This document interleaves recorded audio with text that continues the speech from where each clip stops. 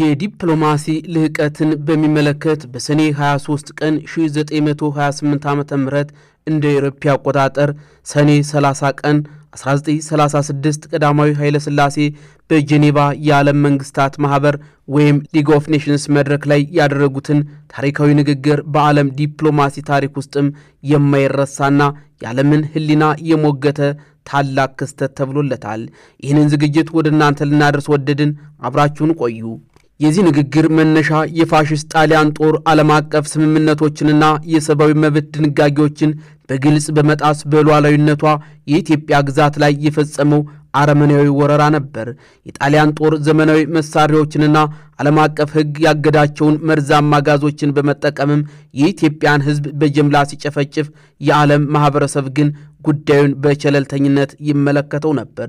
ንጉሠ ነገሥቱ ዲፕሎማሲያዊ ትግሉን ከአውሮፓ ምድር ሆነው ለመቀጠልና የሀገራቸውን የጥሪ ድምፅ ለዓለም ለማሰማት ወደ ስደት ካቀኑ በኋላም የመጀመሪያው ትልቅ መድረካቸው ይህ የጄኔቫው ስብሰባ እንደነበርም በጄኔቫ የተደረገውን የጃንሆይ ንግግር ሙሉ ሐሳብና በይፋ የያዘው ቀዳሚ የሰነድ ምንጭ የሊግ ኦፍ ኔሽን ይፋዊ መጽሔትም ያስረዳል። ንጉሡ ወደ ስብሰባው አዳራሽ በገቡበት ወቅትም በአዳራሹ የነበሩ የጣሊያን ጋዜጠኞችና የፋሽስት ደጋፊዎችም በታቀደ ሁኔታ ጩኸት፣ ፉጭትና የፌዝ ድምፅም በማሰማት ንግግሩ እንዳይሰማና የንጉሡ ሞራል እንዲሰበር ለማድረግም ከፍተኛ ጥረት አድርገው እንደነበርም ይኸው ታሪክ ይነግረናል።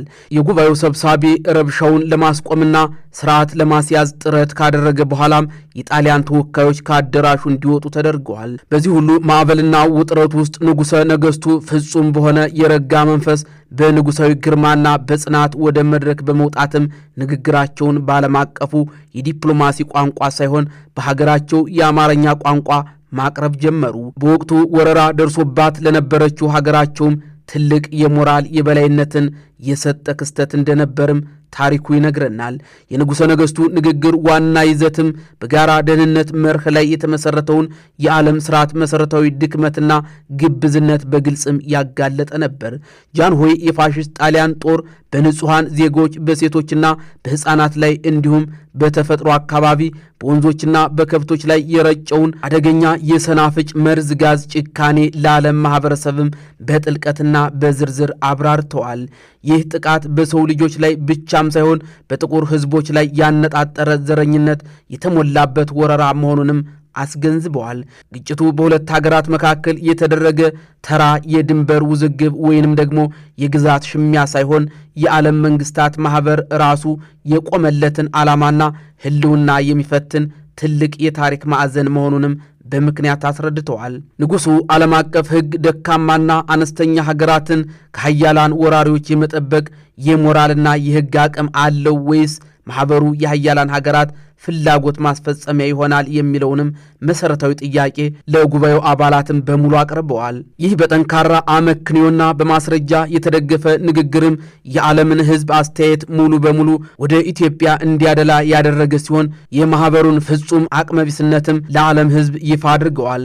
ሀያላን ሀገራት በተለይም እንግሊዝና ፈረንሳይ የራሳቸውን ሰላምና ጥቅም ለማስጠበቅ ሲሉም በጣሊያን ላይ ጠንካራና ተጽዕኖ ፈጣሪ የሆኑ የኢኮኖሚና የጦር መሳሪያ ማዕቀቦችን ለመጣልም ፈቃደኛ ለመሆናቸውንም ይህ መድረክም አጋልጧል።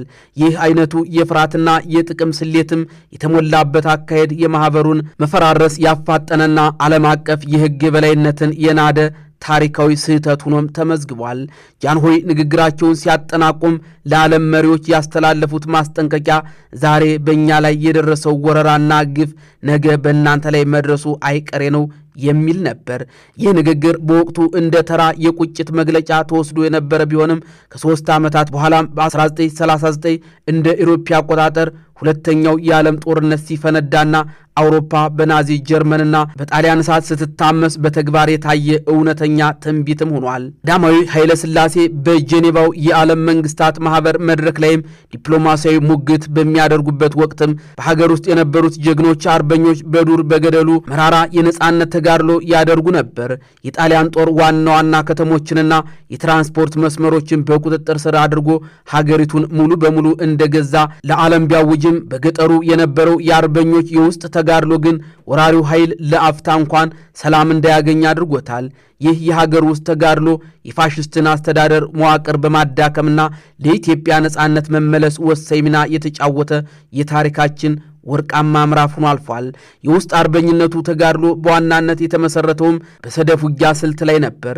አርበኞቹ የሀገሪቱን አስቸጋሪ መልክዓ ምድር ጠንቅቀው የሚያውቁ በመሆናቸው በጣሊያን የጦር ሰራዊት ስምሪትና የማከማቻ መጋዘኖች ላይም ድንገተኛ ጥቃት በመሰንዘርም ከፍተኛ ኪሳራ ያደርሱ ነበር።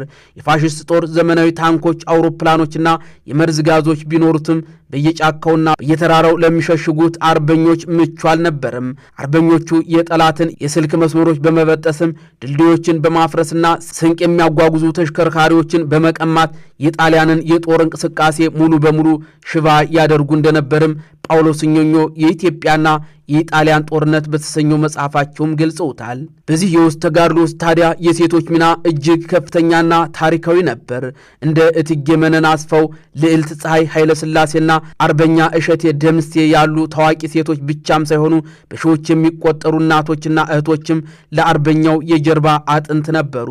ሴቶቹ ለአርበኞች ስንቅ በማዘጋጀትም ቁስለኞችን በማከም የጠላትን መረጃ በሚስጥር በማቀበልና አስፈላጊ ሲሆንም ጠመንጃ አንስተው ግንባር ድረስ በመዋጋትም አቻ የሌለው መስዋዕትነትን ከፍለዋል። በተለይም የውስጥ አርበኞች በመባል የሚታወቁት በከተሞች ውስጥ በጣሊያን መስሪያ ቤቶች ውስጥ ተቀጥረው የሚሰሩ ዜጎች የጠላትን የጦር ዕቅድ አስቀድመው ለጫካ አርበኞች በማድረስ ረገድም ትልቅ ሥራ ሰርተዋል። የኢትዮጵያ አርበኞች ተጋድሎ መሪዎች ስም ዛሬም ድረስ በክብር ይነሳል።